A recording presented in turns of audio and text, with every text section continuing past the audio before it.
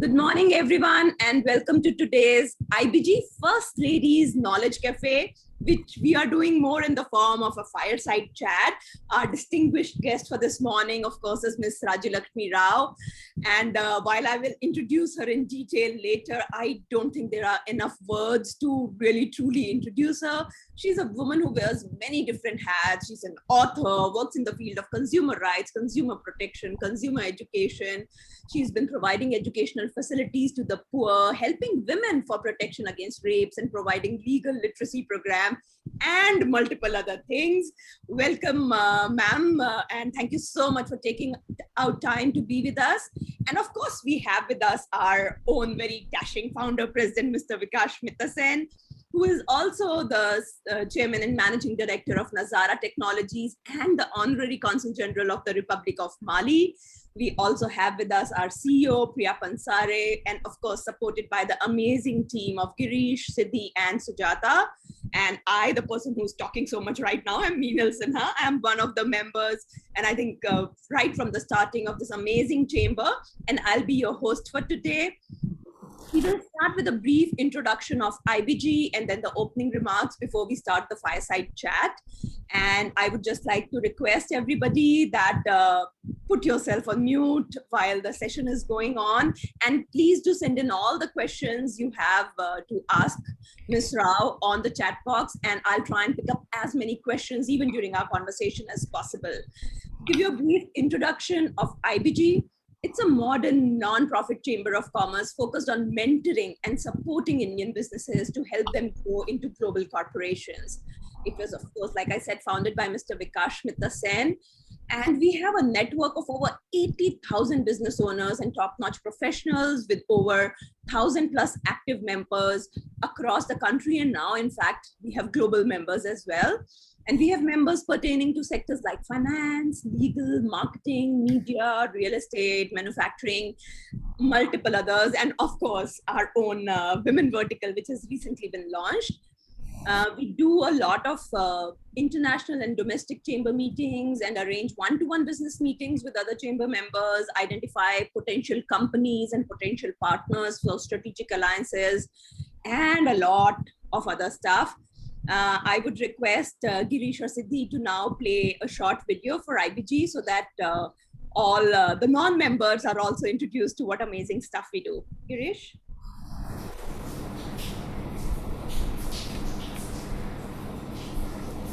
Ladies and gentlemen, welcome to India Business Group.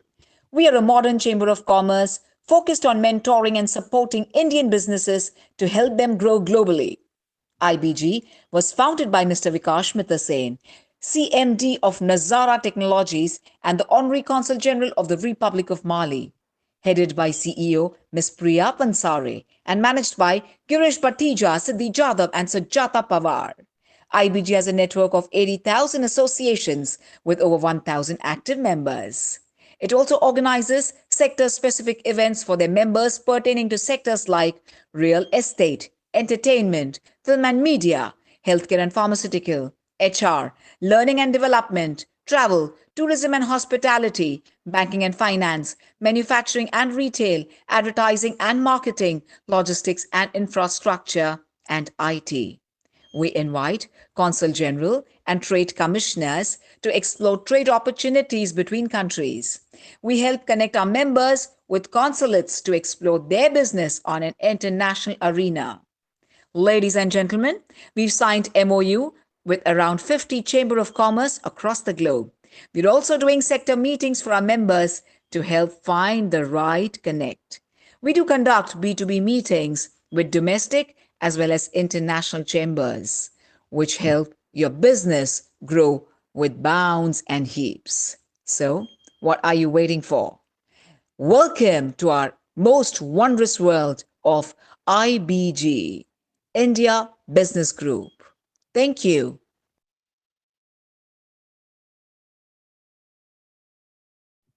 Thank you, Girish, for allowing me to unmute, and I'll take care and not mute myself again. Without wasting too much time, I would request our founder president, Mr. Vikash Mitra Sen, to give the opening remarks. Thank you, Meenal. very happy to have Miss Rajalakshmi Rao today. She is one of the best speakers I have met yet.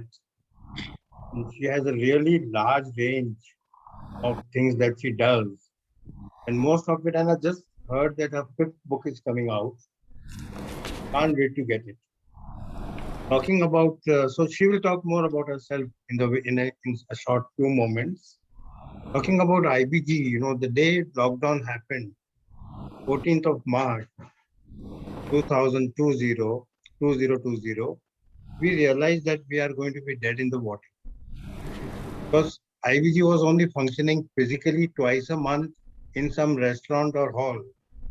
And we were just self-contained just in Bombay. We had to do something in the spot. We decided that we better turn out to be an international chamber. We went and within 3 months, we tied up with 50 chambers around the world. And they were also in similar situations, so they welcomed that tie-up. And that's been our journey since then.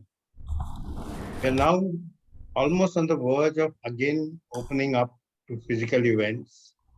I'm hoping that September sees our first event, trying to work with restaurants and hotels and all the ones that we worked with earlier, see where we can launch it again. International bit is now of great interest to us and our members, because out of the 50 tie-ups that we did, about 40 are international. And we get members to interact with each other and get business for themselves and give business to all these chambers members. I think we are on the right track. Let's see how the opening goes and how we proceed. Thank you, Meenal. We can move on to Thank you. Ms. Thank you Rao. so much, Vikash. Your words, as always, are very encouraging. And I would now request Priya, our CEO, to say a few words as well. Meena, I won't take much time. I'm really looking forward to hearing to Mrs. Rao. Thank you, first of all, ma'am, for coming us on this platform today. Personally, I feel that you are IBG spirit animal, and we all are very, very, very excited to have you today. Thank you. Meenal, over to you. Thank you so much, Priya. And I will just request everyone once again, stay on mute and put your questions in the chat box so that we can learn and get as much value as we can from Ms. Rao's session. To give you a brief intro, Ms. M. Rajalakshmi Rao, she's an independent director of Tech Mahindra Limited. She's an MBA from Osmania University and MS in advertising from the University of Illinois, Champaign, USA, sorry. She has served as a full-time member for 18 years in the Consumer Judicial System, 8 years in Maharashtra District and State Consumer Disputes Redressal Commission, and 10 years in the National Consumer Disputes Redressal Commission, Government of India. She's, like I said, also the author of multiple books on consumer movement, and she's finishing another one, Consumer is King and Consumer Rights in You. She's, I think, just mentioned that she's finishing the 5th volume of Consumer Rights. She's also served as a member of the Reserve Bank of India Committee on Customer Service and Banks. She's been a member of the Film Censor Board and the first lady president of the American Alumni Association in India. She has been a former advisory member of the Insurance Advisory Committee of the Insurance Regulatory Development Authority of India, Hyderabad, for 2 terms. She is also the immediate past national president of Indo-American Chamber of Commerce. She's the founder chairperson of the All India Foundation of Deaf Women, and she also serves as a member of Advisory Board of Council for Fair Business Practices. Plus, she's a member of the Managing Committee of Indian Merchant Chamber of Commerce and Industry and the Executive Committee member of the IMC Ladies Wing. Oh my God, the first question, ma'am, that comes to my mind is, could you just share with us the secret of how just one woman finds the time and the mind space and bandwidth to engage on so many different fronts and do it so well? Where did the inspiration to serve so many people come to you, and how do you just stay on top of everything? First, let me thank Vikash ji for his kind words and Priya and your introduction. And I'm very happy to join your group because you've been very nice to me through and through, and you're doing great work. Now, coming to me, it's a little awkward because I think it's the first time I'm actually speaking about my own journey. It's always about some organization. I'm inviting people to come. And to invite for today, I was so embarrassed. Is it my own journey? Am I asking people to join us? I mean, how strange is that? Then I said, it's okay, whether they want to come or not, at least let me give the information. So I've just done that as a duty. But I'm not very sure that they really want to know my journey. But since this is the topic that you have all chosen, and I must do justice to that. And where do I get this bandwidth? I don't think I planned anything. It's an unplanned life. Everything I planned was different when I was young.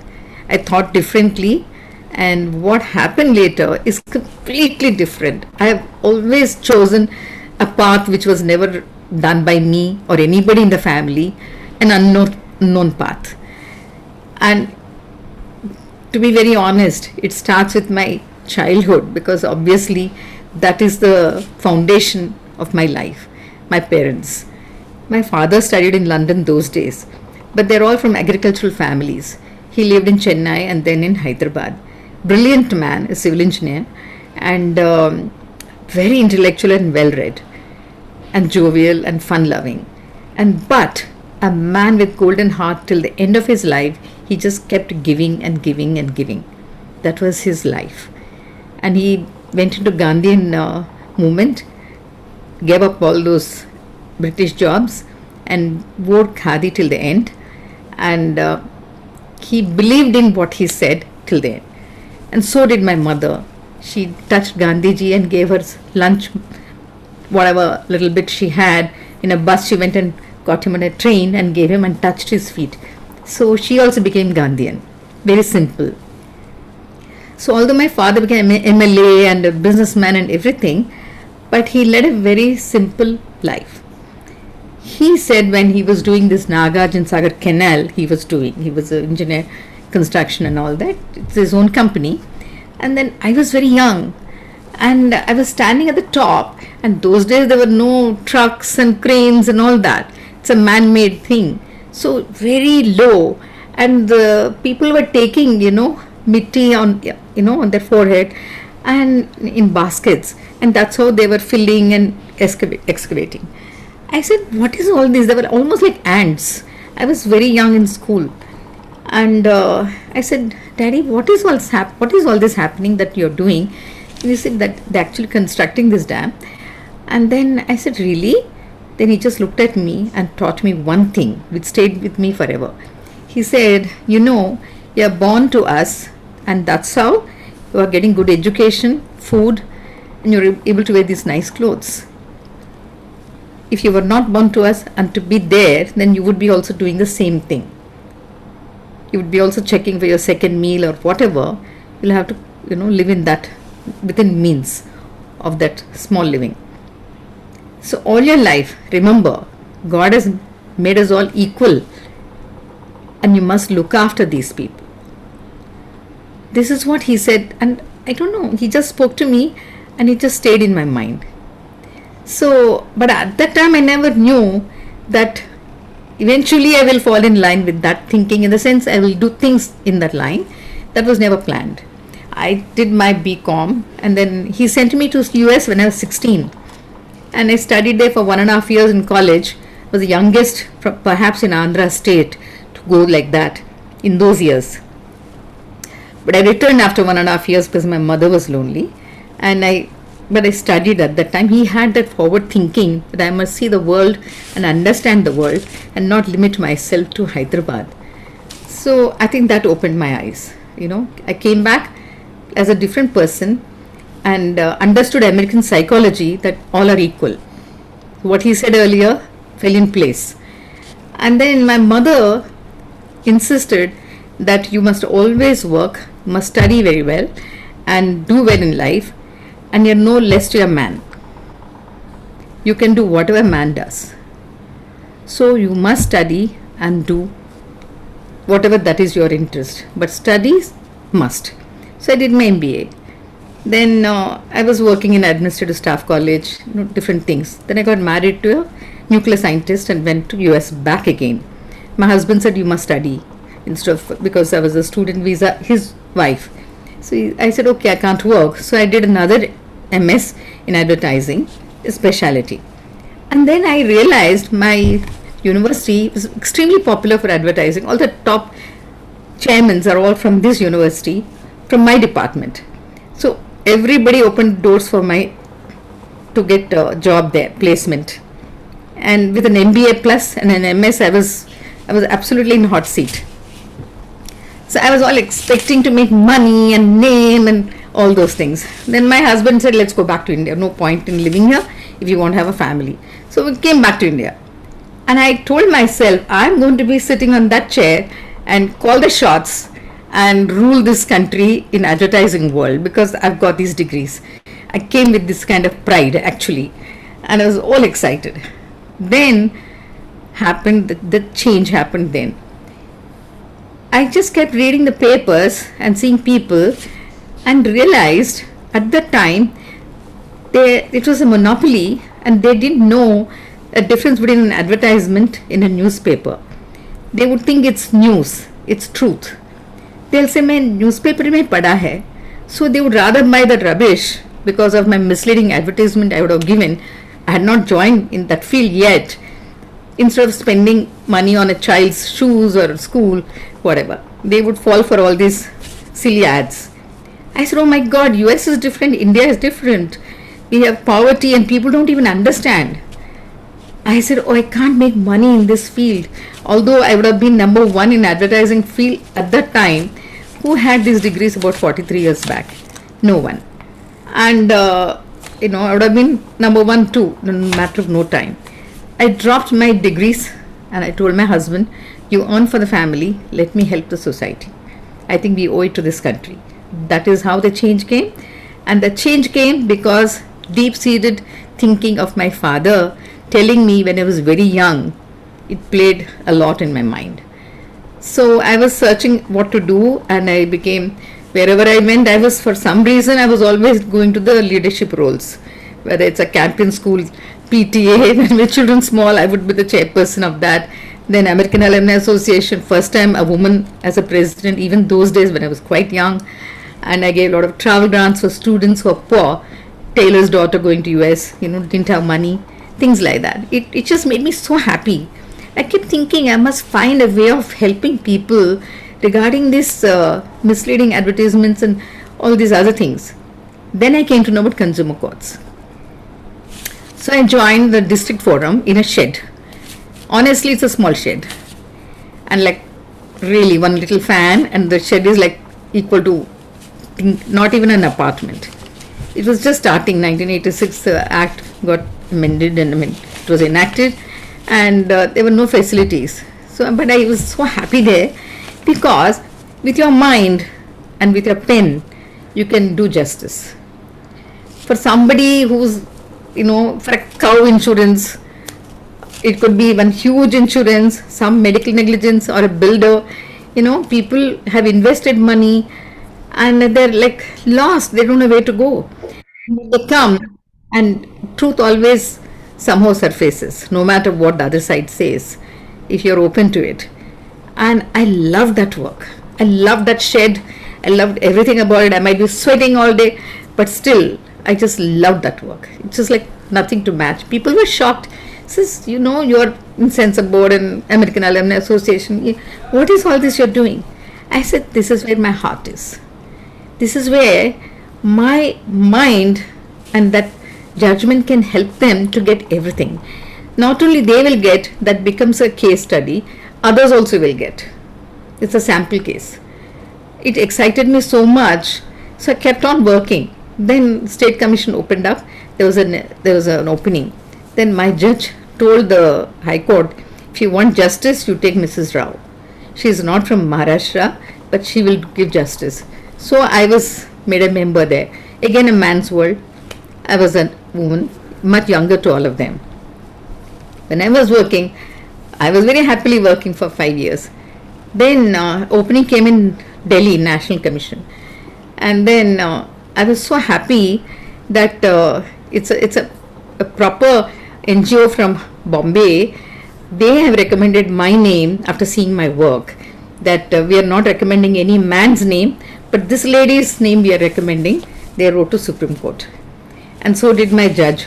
He wrote, when she writes judgments, both sides are happy, even the ones who lost also, because she would give the correct reasoning. So, all that took me to Delhi. My family is here, but I had to go to Delhi, and I told my husband, at least for 1 year, let me enjoy. It's a 5-year term.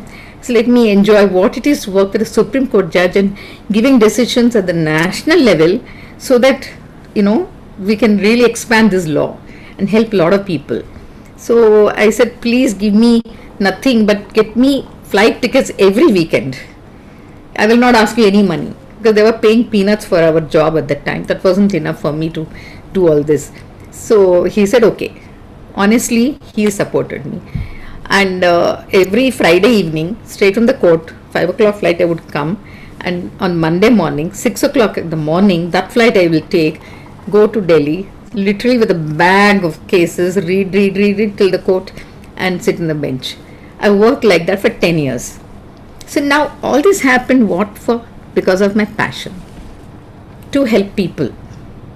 I was happy just doing this on and on and on. And that's the journey to consumer courts.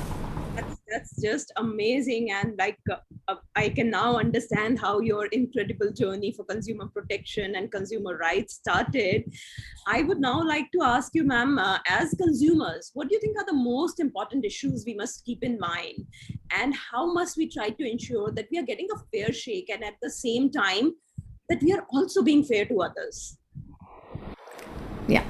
See, all of us are consumers for something or the other. And but we don't even know our own rights. Do we have right? I mean, people think it's for some mixie or something. I used to come from Delhi and show them, this is a judgment. Will you please go through this? It's useful for you for Mediclaims. All of you have some problems. You will never get the insurance. You must understand this is what we have decided. They're not interested because the language is very legalistic. And but I would explain to them. So the point is, people now must understand. Now, Consumer Protection Act came in 1986. Now it got amended last year, and it is actually extremely benevolent legislation. It comes to a doorstep. There are like 450, 500 district forums in the country. So wherever you are, there's a court. The point is, I'm not asking everybody to go to courts for every little thing and then file cases. You know your rights. All you need to do is just write one letter, which is definitely been received by him. You have to show that he has received by the courier or wherever, with acknowledgement due. Say that I called you 10 times. Your man didn't come. This is a defective product or deficiency in service. It could be anything, insurance or medical, anything. I tried, but nobody has rectified. If you don't reply and rectify to me within a month from this date, I know my rights. I will file a case in consumer court and ask for compensation or a refund, or the interest. I'll take everything. Just you can write at that stage. You just write it. That nobody wants to do. This laziness will not do. People only do all this when it is a big flat or something. My point is, if it's a small thing, if it's a shoe, you must set it right. Not because you can't afford to buy another. You may have a lot of money. So I tell all my friends, just write that one letter. Put them to notice. That's how they start changing. That's how the change will come. When you put them on an alert. I think I understand what you're saying, because we all just feel that it's a small thing. Why get into all this? Who's going to find the time? But yeah, looking at all the things that you do, I don't think anybody could be short of time. It's just a little one letter. One, now to email mein ja sakta hai. I'm just saying, but that's what I tell everybody. I said, for the rest of the country, you have to help.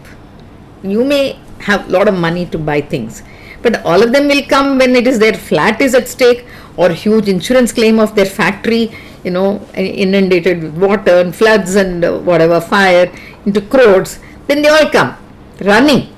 Then they'll say, what is this about? I'm saying whether it's a small or big, always be on that path of setting it right, not for yourself, for rest of the country. Because each judgment is a citation, so others get helped.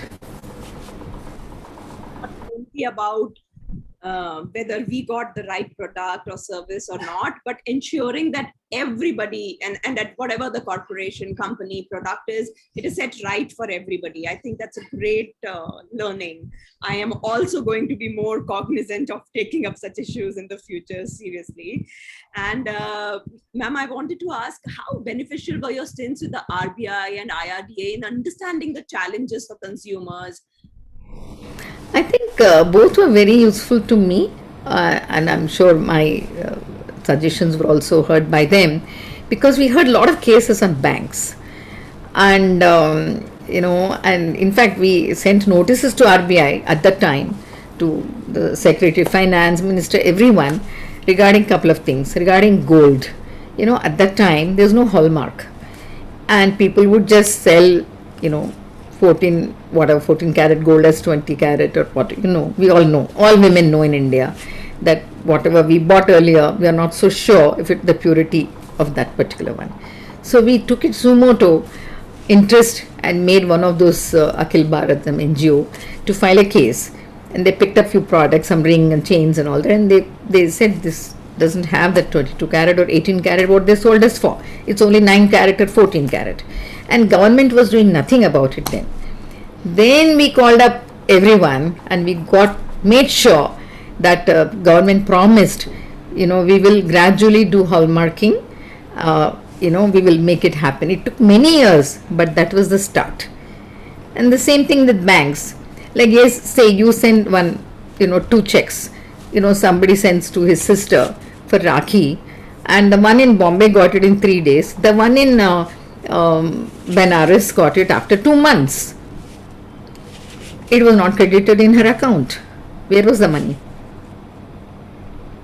If the money is being with the bank and not, they're supposed to give it in 1 week or 10 days maximum, not much more than that, right? So money has been taken out from the account. It has to be given. That's all. You have the branches. So we called RBI and we called all the banks. And RBI said, no, we have given all this to them, the banks, to do their own thing. We are not involved anymore. He said, you are the mother of all the banks. You can't disown.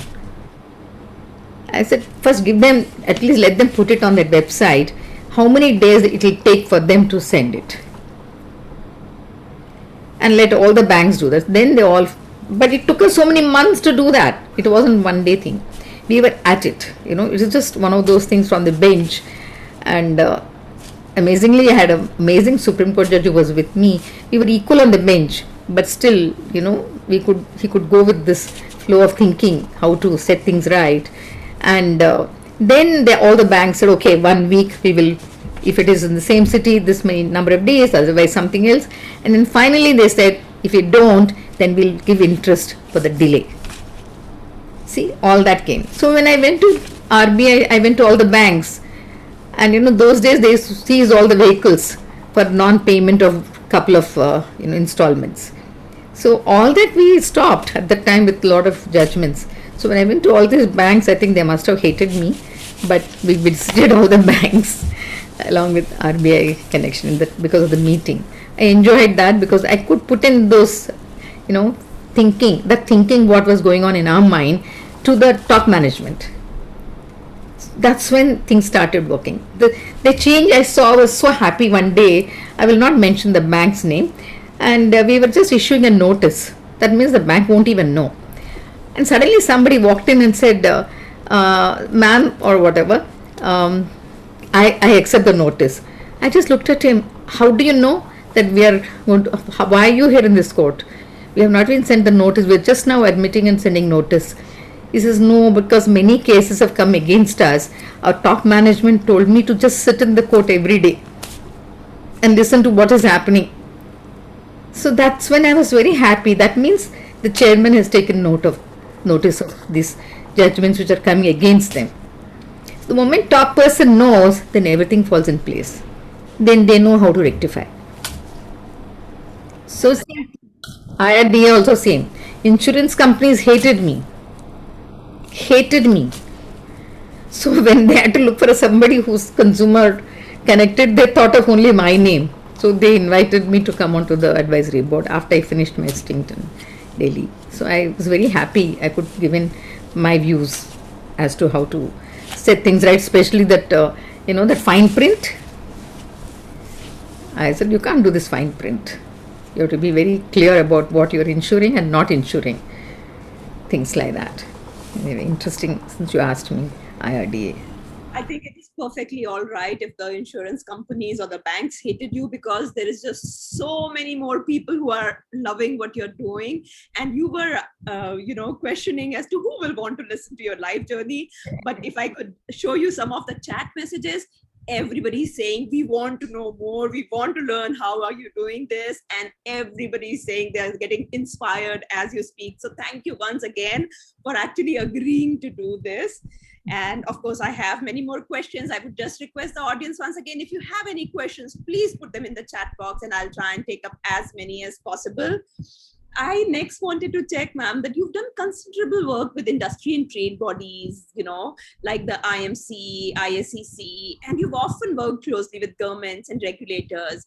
Could you just share some insights as to how to navigate when working with, very large institutions and government bodies? Yeah.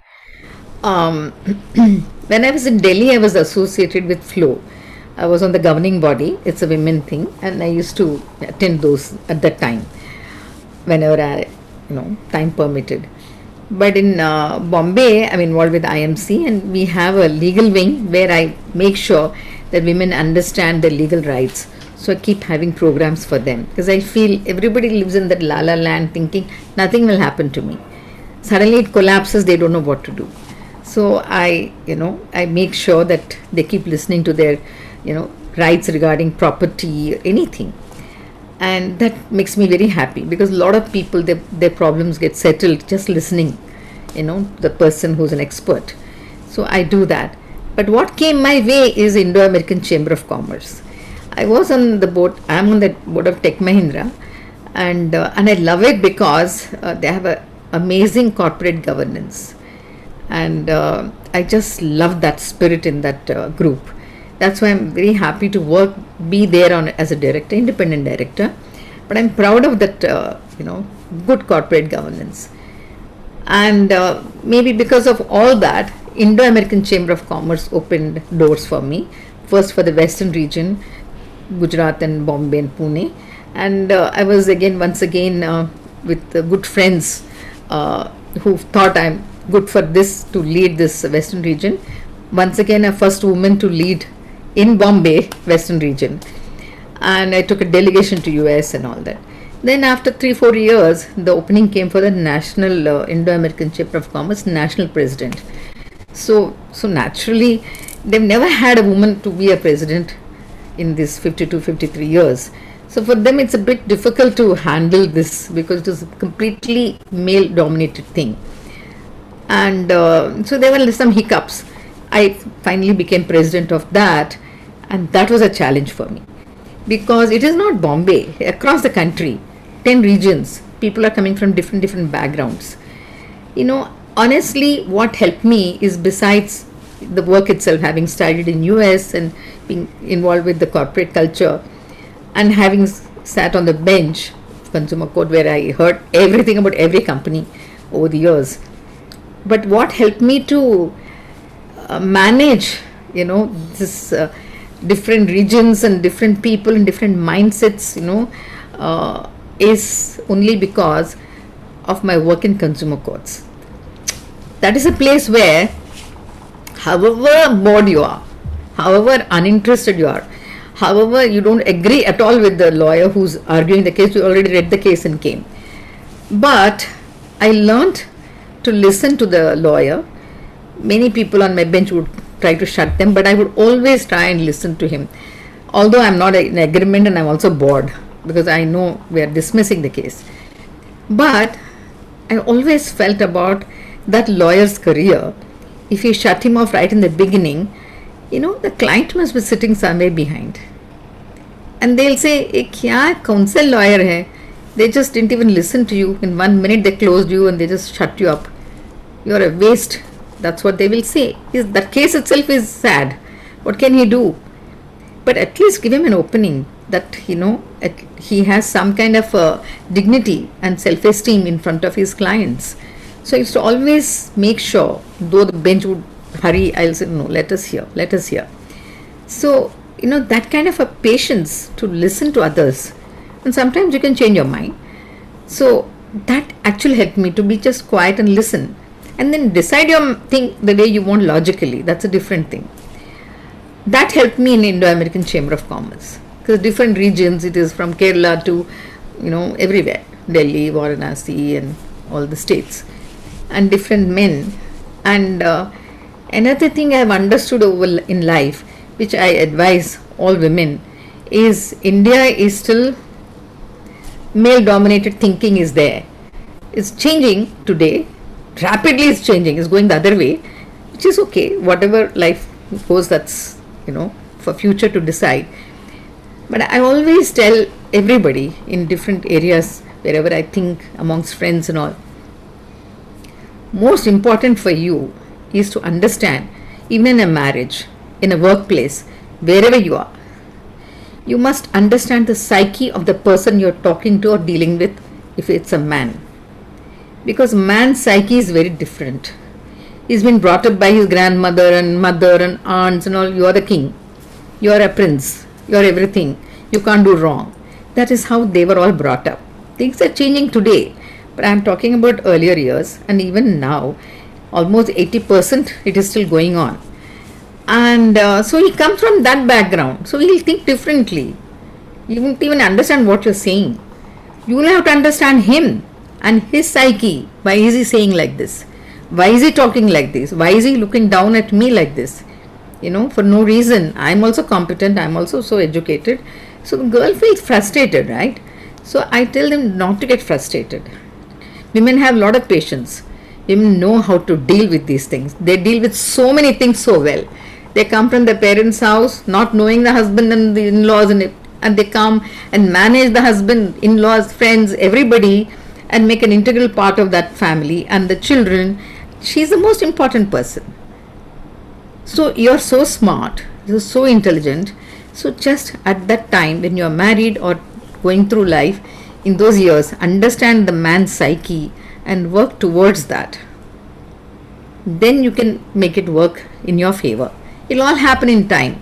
So don't keep fighting for reasons which may not go in your favor. Not that you should bend your head down, but understand his psyche and deal with it. So I deal with it. That's how I have dealt with all my life.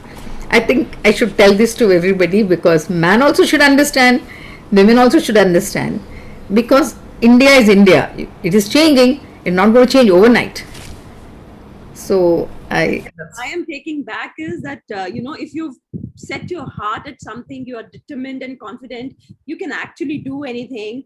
But it is important to be able to present your point well. And also, if you respect others for whether it's an adversary or, a competitor or an opposing lawyer, like you said, if you're giving them due respect, it will automatically, value what you say and start respecting you. I think that's an amazing life lesson, and I am sure everybody is taking down notes and thinking as to how they can, put across their points better, understand. I think even in the regular business, meaning as a sales strategy, when we are presenting to clients, if we do not understand the client's perspective, it is just so difficult, man or woman, it is just so difficult then. And if we can do it there, why can't we do it in everything that we do? That reminds me, you know what? Many ministers and who are in great positions are all lawyers. I mean, including Gandhiji, who's a lawyer. I'm just saying, what they do? They're so smart. They come to the court and they start presenting their case, and the entire bench is against them. So, but if he goes on and on talking the same line, literally they'll shut him and close the case. If he's a smart lawyer, which is what many lawyers who have become ministers also later, because they know how to do this, they just look at the bench and the body language of the bench, the boredom on their faces, they're like nudging away, moving away. They're not interested. They see that. Immediately they say, Your Honor, can I go to another point which I might convince you with? Then everybody is wide awake. Okay, now what is that point? So that's his way. Give up that point. Move on to another one. Maybe that will open a door. You understand? They're very smart. And that is what you need in life. If this is not working, try another route. Life hack 101, guys. I hope you are actually listening to every word that Mrs. Rao is saying, because this is like, I really think amazing. I've been talking to her over the last 2 weeks, but even in today's conversation, I'm just picking up so many more points. Thank you for that, ma'am. And I wanted to now check something about, the work that you're doing with deaf ladies. What are your biggest objectives there, and how can all of us contribute? Because we just see so much in every field. I'm sure we can all do it. This happened by coincidence. It was never in my mind. I mean, I was helping poor children, poor students and all that. But this particular aspect of deaf girls, it was never in my thought. Never. Ram Jethmalani sent a group of ladies to my chamber in Delhi. Said, you go and ask her to be your president of Delhi Foundation of Deaf Women, because their earlier president died. And Rajalakshmi will be helpful to you. She's sort of kind or whatever, he must have said. I don't know, he didn't call me, but he just sent them to me. And they just landed in my room and chamber. I said, I have no time between all this court work and judgments. And I was like going nuts. I said, where do I have time to be a president of something which I don't know anything about? But then when they came in and they sat, and I just looked at them and my heart dropped. I said, I'm helping everyone who's intelligent enough, who has education, and they have money to buy, they are coming for their grievances, disputes. These people don't even know their rights. They're all poor. Their own parents don't give them a second roti to eat. They live in darkness. And they need more help than the others whom I'm helping. If I truly want to help humanity, they really need it, which is coming in front of me. That's how. And I said, okay, not realizing that would just take me in. I completely got engrossed into helping them. And because then I looked at them and I said, my father's words, if I were to be born poor and I'm deaf, I would be in a miserable darkness. I may be very intelligent. What's the use? If I skill them and teach them something, they do better than me. If we both learn together same thing, believe me, they do better than me. They're brilliant, but opportunities are not there. So I've taken it up, and then I made it into All India Foundation, made 14 states come under that, because I came away to Bombay. They said, no ma'am, you can't leave us. So then I said, okay, let me join all the others. So now we make and we get them married. We get boys and girls and we call it Pranay Milan. And the parents come and they get married. We arrange it every year, once or twice. At least they get companion, in life. And they have normal children. And they're so happy. I think that is another very big lesson that, like you said right at the beginning of the session, what your father had taught you, God has created everybody equal. And I think we should all keep in mind that if our purpose is to give and help others, I am sure we will feel more fulfilled. Yeah, I mean, doing for others gives you another level of happiness. Even when judgments which gave to a poor person something big in his favor, for him it's a windfall. It's his right, but he would have not got it if I had not thought about it carefully and written that judgment with logic, against the current laws. So, but that happiness, that day when I write it, I would call my husband, everybody, and say, guess what, we signed this order. I mean, I cannot tell you the happiness. Doing for others is another level of happiness. That's an amazing life lesson.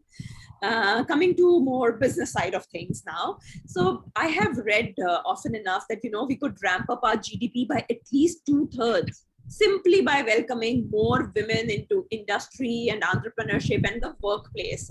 What are your thoughts on that? We can actually do that, and women are brilliant and they will do great job. I have no doubt about that. But we all have this little thing in life that we need a companion. We want to have children, so our mind sort of moves around having children. So few years go by, very few companies really take care of you during that time.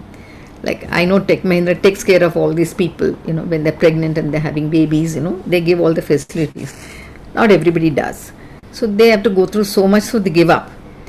So if government and various companies can actually give them those facilities to be able to look after their kids and give some kind of a help for nurseries and all, they can do. That is the only period where they're stuck, because those children need the mother. Although the father takes care, mother's love is another kind. So that is where we lag behind. By the time we come up, already others have taken over. But we are so good, so passionate, and so correct about work, we can beat anybody. It's just your mindset. You have to have the confidence. I can do it. I think passion is the key. And if you have the right passion, I'm sure if you can do so many things, I'm sure we can do two at least. No, I'm sure all of you are doing. It's just that you're not telling about that, but I'm sure everybody does. I think another lesson that I have learned over the last 2 weeks that I have spoken to you is humility, staying grounded, and being so modest about your achievements. I'm like truly in awe. And like we were just discussing, I also wanted to mention that our workplaces, like you very rightly said, they are not places of equal opportunity right now. Forget only women, even for the differently abled and for those with different orientations. So how should one deal with that? Should be put across our rights, or I don't know if you can form a workplace basic association or something. What can we do about it? Meenal, actually for the first time, Posh has come in. Men are damn scared. But at the same time, I also warn women not to go step forward in doing these things. Sometimes you try to attract the man's attention, and when he is trying to give you attention, then you have some other issue, and then you will file a case against him. That is not fair. You have to be fair. Whatever it is, you have to be fair. Men just get attracted if you're being nice to him and give him all that. They think that you're in love with him. So you have to make that very clear. You are also you should not participate in that act and then withdraw and file a case. Genuine cases, yes, file it and fight it through. So I just feel it's a very important thing, Posh. Now all companies have to have, and they have got a great weapon in their hands. Women are rocking now. They have to know about it. That's the problem. They don't know about it. I think along with the women, organizations should also sensitize men, because there are times that, like you mentioned, because of the upbringing, they just don't realize, that it is not correct. And especially in India, people really don't know, whether it's right to talk to a woman about a certain thing or not. And sometimes I think organizations' responsibility is to sensitize all genders. And mothers must bring up the son in a manner equal to the daughter. Never differentiate. That's where the problems come. If mothers could just bring up their sons. Wife also, they'll say that the same thing. Workplace also same thing. What do you know? Chup raho. This attitude. But today's girls will not take it. I want as much as you do. Just keep quiet, they'll say. Today's girls are giving it back. But I don't want them to give it back like that, but nicely. On the bench also, as I said, I was always in a man's world. I may disagree with the bench, but I would never say in the open court anything. I'll simply put a note, say, can we reserve this judgment? So that nobody knows that I have a different view. Then I go to the chamber and I'll fight tooth and nail for that case. I will not sign that order for 2 months till that is changed. But you have to give respect to the people who are men who are much older to you. They're all Supreme Court judges, High Court judges. They're like, done all their life. But I have a point of view too. I'm equal on the bench. In the beginning, when I was in the court, when I went to Delhi, I didn't know anybody. In the court, I sat and these lawyers won't reply to my question. Bada mushkil se I would ask a question and they won't even reply. They'll just keep on, answering some other whatever. Then a couple of days I watched her, or I was very frustrated. Then I just asked the lawyer, said, counsel, before you go to the next argument, can you please answer my question? And then the whole court will go, shh. Mane, oh, the lady spoke. So I have to argue. They have to say that answer. So that's how I started. Slowly, softly, gently, without fighting. And at the end of it, my bench, I had amazing time with the bench. That's amazing. I actually just wanted to ask you. You of course mentioned an incident. Are there any very humorous anecdotes? Where in a situation where women weren't being treated the same as men, and you got them to change. Wherever you go, they would always say, even my judges, and they would introduce me to other High Court judges, Delhi High Court, anyway. Oh, please meet our colleague Rajalakshmi, the finest host and the wonderful person, something, they will give some other, a very womanly thing. And I would say, hello, I have not left Bombay to come every Monday morning till Friday evening. Others are all judges. I am nobody. I am a woman only. Why do you put me there? I am equal to you. So I would insist. Then another thing I have done, everybody had this little thing, how women should be in the court. Of course, there is no dress code for the consumer courts, and I would not dress like this, of course, but I would definitely dress smartly and go. And I told myself, if I am on the National Commission as a member, and the entire court, all the courts, everywhere there is a woman. Nearly 500 courts are there, district courts and state commissions. They're all looking up to me. I must change this mindset of people that I should be bichari with the grey hair and with joli bag and very crumpled cotton sari. I mean, that's also okay. As long as you're doing good work, it doesn't matter. But if you want to be smart, today you have to be smart. Otherwise, my husband may look somewhere else, right? I may be a great judge, but my husband may get bored of my look only. I'm just saying, each one to their own. But I said I must make sure I dress smartly, so they have to accept me. So other courts, everybody will have some guts to dress up a little smarter than what they were doing. They always told me, everywhere they told me, ma'am, it's after you came in, we all got bucked up. So it matters how you present yourself. Much inspiration. And we've been talking about all the kind of work you do. I have a very valid question according to me. Given how much you're doing at any given point of time, how do you relax? What do you do? I have now, I used to love music. I was learning, but in this court ke chakkar mein sab band kar diya. Now that I'm back and I started, getting back to music. So every morning 7 to 8 I do riyaz in a class, and then in other groups we sing. So it's very relaxing. So I love that. That is my relaxation. And I have grandchildren, and I tell myself that God has entered my house and said, hello, I've entered your house. Look at that innocence on those children. Enjoy it. So I'm enjoying that. I read in your profile that it's not only, business related work, it's dance, movies, art, and you even work with artists and the censor board, man? Yeah. Tell us a little about that. That was, it was good. It was a nice thing. I enjoyed it. And even with the NGMA, you've been nurturing artists? Yes. I was on both in Delhi and Bombay NGMA for many terms.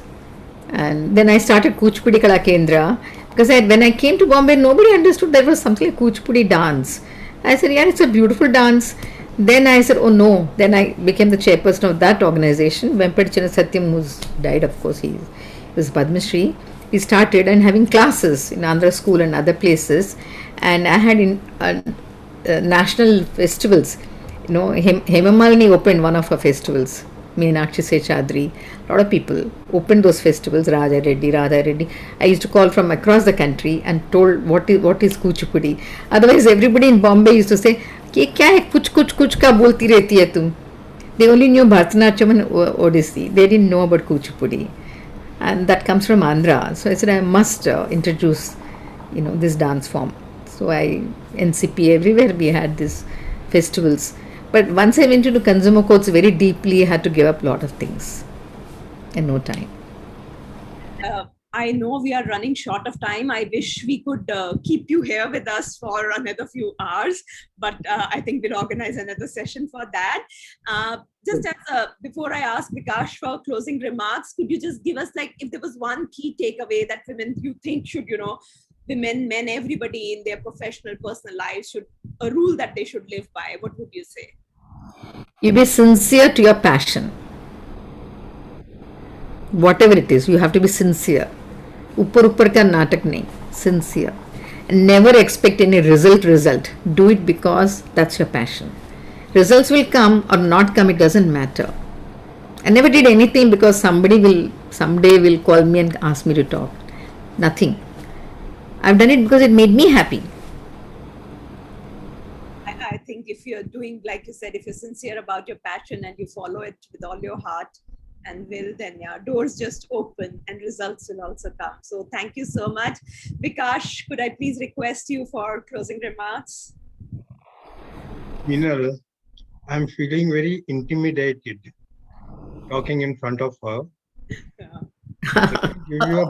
Let me give you a bit of a background. When I first met her a few years back, even then I had come away a bit intimidated because I realized then too that she's a far higher intellect than I am. And I can never match up to her. But over time we became friends. And something I have to tell everybody here, that there are people who emit intelligence. There are people who emit goodness. You just be with them and you will learn a lot. You don't need to even hear her speak or hear that person speak. Even if you pick up the side things that you're listening or getting from her emissions, in mental emissions, it's good enough. I would certainly recommend people to spend time with her if they get any opportunity. Don't miss it. Even if you're going to a public speech where she's talking, don't miss it. You are going to come away with some new knowledge, some new feelings. She's a complete all-in-one person. I don't know. There is so much more I need to say about her.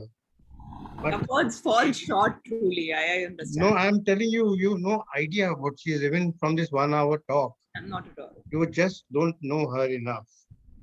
Because she seems to be, she's writing some legal books.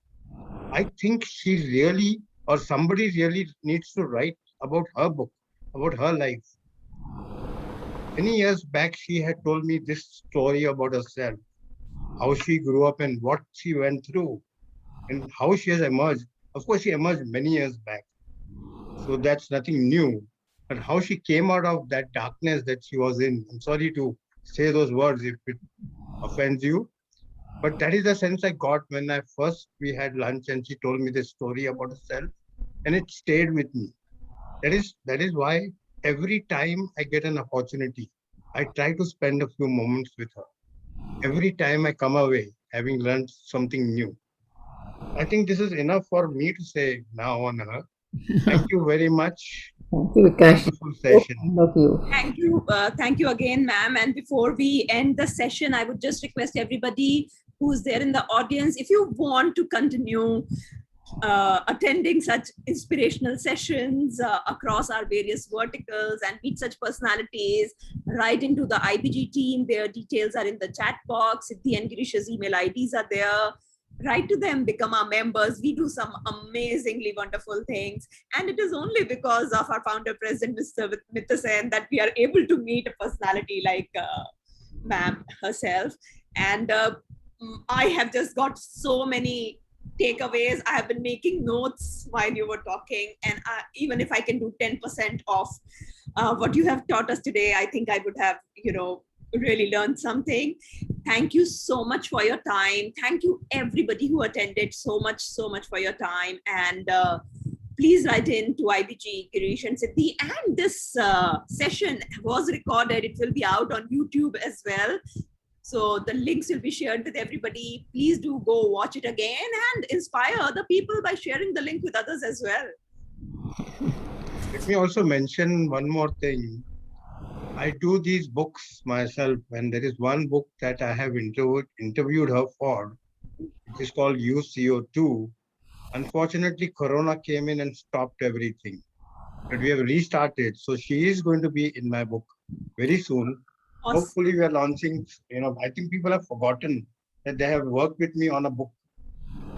So I will send it out to them soon, maybe next month, and publish it as soon as possible. Oh, that's amazing. And I think with this great session, let's start the day. I know it's the weekend, but let's put our energy into our passions over the weekend itself. Let's not wait for Monday. Let's begin work today, guys. Thank you so much, everybody, for being here. And thank you, Vikash, and thank you, ma'am. Thank you for taking out time for us. Thank you, Minal. Thank you, Vikash ji, for your kind words. I'm very touched. Really touched. Thank you very much. Thank you, all of your members, friends who have joined in, whom I have not seen their comments, but I'll find out. Thanks once again for having patience. Never thought people would really come to hear my journey, but people did come, and I'm extremely grateful to you. Thank you very much. Thank you. Thank you, everyone. Yes. A huge round of applause to ma'am.